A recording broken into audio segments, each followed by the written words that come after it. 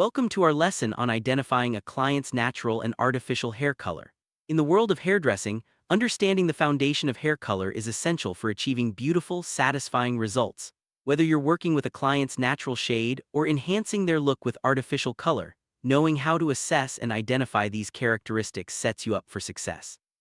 Throughout this video, we'll explore the differences between natural and artificial hair color, the science behind pigmentation, and the key considerations you should keep in mind before starting any color service. Let's begin our journey into the art and science of hair color. As a stylist, you'll often meet clients interested in changing or enhancing their hair color. It's important not to turn them away, but instead, to set yourself up for success by understanding their current hair color and characteristics. Your ability to identify the existing color and select the right formulation is key to achieving results that delight your clients. This process begins with a thorough consultation and a keen eye for detail. By mastering these foundational skills, you'll be able to confidently recommend and apply color that meets your client's expectations. By the end of this lesson, you'll be able to describe the difference between eumelanin and pheomelanin, identify categories for gray hair, and recognize natural hair color levels. You'll also learn how manufacturers name artificial hair colors and what to consider before a color service, such as hair texture and porosity. These objectives will guide you through the essential knowledge needed for professional hair color identification and application. To achieve the final color result your client desires, it's crucial to properly assess and compare the characteristics of their existing hair color with those of the intended color. Consider the qualities of the hair, choose the appropriate colors for your formula, and use color swatches to identify the existing shade. This careful analysis ensures that your color application is precise and tailored to each client's unique hair. Once you and your client have agreed on the color direction, the next critical step is to identify their natural or existing hair color. The final result of any hair color service is influenced by the existing pigment, either the client's natural melanin or a combination of melanin and any previously applied artificial color. Understanding this foundation allows you to predict how the new color will interact with the hair and ensures a more accurate outcome. Melanin is the pigment that naturally appears in your hair, and it's determined by genetics. The type and amount of melanin present in the hair shaft influence the natural color, ranging from black and brown to red and blonde. When considering color services, it's important to recognize how melanin will interact with artificial pigments to create the final shade. Hair is composed of three main layers: the cuticle, cortex, and medulla. The cuticle is the outermost layer protecting the inner structure.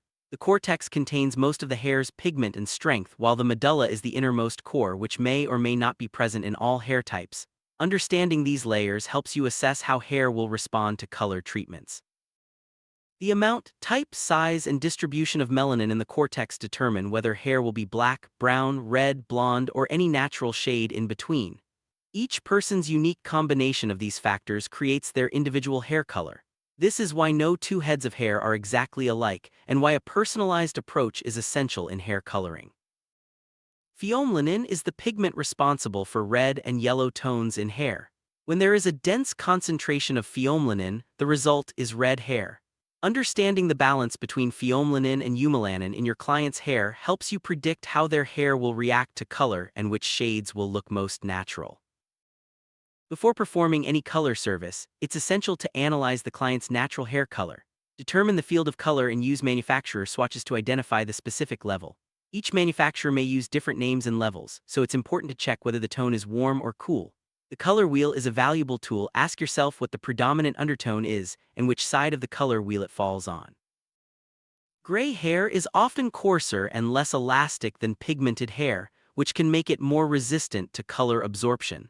It's important to recognize that gray hair can be found in every field of color, and its unique texture may require special consideration when formulating and applying color. Before applying color, it's crucial to determine the client's percentage of gray hair. Different color formulas are needed for different percentages of gray. For example, if a client has about 25% to 30% gray hair, it's recommended to apply a color one level lighter than the desired shade. This adjustment helps achieve a more natural and even result. For hair that is resistant to color, it may be necessary to pre-soften or pre-lighten the hair before applying the final color.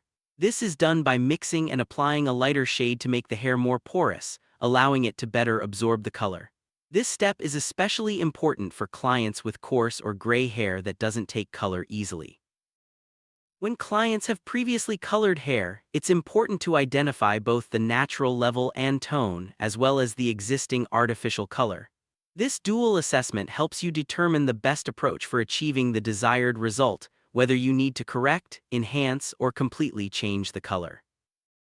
The base color is what identifies the warmth, coolness, or neutrality of a hair color. Keeping the color wheel in mind, along with the client's contributing pigment, helps you choose the right base color to achieve the specific result your client wants. This foundational knowledge is essential for creating harmonious and flattering hair colors. Manufacturers identify and name their artificial hair colors in several ways. They may use level and tone, such as 5RV for red-violet, field and tone like medium red-violet, or simply by tone or name, such as red-violet or mahogany. Understanding these naming conventions helps you select the right product for your client's needs. In addition to level, tone, and intensity, it's important to consider the hair's texture and porosity. Texture refers to the diameter of the hair, while porosity affects how the hair absorbs color and how long it takes to process. These factors play a major role in the outcome of your color service. Texture can be fine, medium, or coarse. Fine hair is less resistant and may process darker, medium hair has an average response, and coarse hair is more resistant to lightening and may process lighter than intended when depositing color. Understanding these differences helps you adjust your color formula and technique for the best results. Porosity is the main factor when selecting products, formulating hair colors, and determining the appropriate application technique and processing time. Highly porous hair absorbs color quickly, while resistant hair may need more time or special preparation. Always assess porosity before starting a color service. Several factors can affect hair porosity, including previous chemical services, the length of the hair, environmental elements, and repeated use of styling products. Longer hair often has variations in porosity from root to tip, so it's important to check different sections before applying color. Throughout your learning journey, it's important to check your understanding of key points. Regularly reviewing what you know helps reinforce your knowledge and ensures you're ready to apply these concepts in real-world scenarios. Take a moment to reflect on what you've learned so far. Let's continue to affirm your understanding with more review questions. These checkpoints are designed to help you recall important details about hair color identification, pigmentation, and the factors that influence color results. Use these moments to solidify your learning. Practice makes perfect.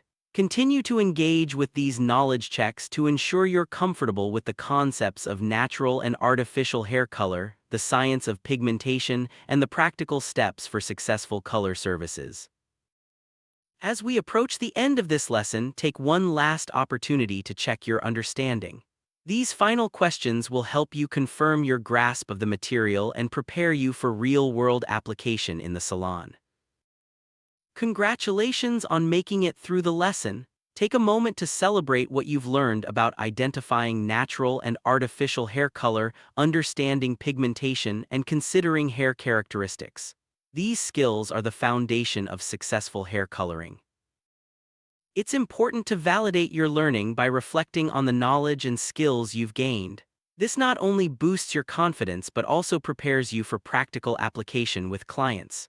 Remember, every client is unique and your expertise will help you deliver personalized results. To wrap up, remember that identifying natural and artificial hair color is a blend of science, observation, and artistry. Continue practicing your skills, stay curious, and keep learning about the latest trends and techniques in hair color. Your dedication to mastering these fundamentals will set you apart as a professional. Let's finish with a visual recap of the key points covered in this lesson. Review the main ideas about natural and artificial hair color, the importance of melanin, and the critical considerations for successful color services. Use this summary as a quick reference for your future work. Let's clarify the difference between eumelanin and pheomelanin. Eumelanin is responsible for brown and black pigments in hair, while pheomelanin gives hair its red and yellow tones. The ratio and concentration of these pigments determine the natural shade of each client's hair. Recognizing which pigment dominates helps you predict color outcomes and select the best formulas. Gray hair is a mixture of non-pigmented and pigmented hair. The proportion of each varies from client to client, and this affects how color is absorbed and retained. Identifying the category of gray, whether it's predominantly non-pigmented or a balanced mix, guides your choice of color formula and technique for optimal coverage and vibrancy.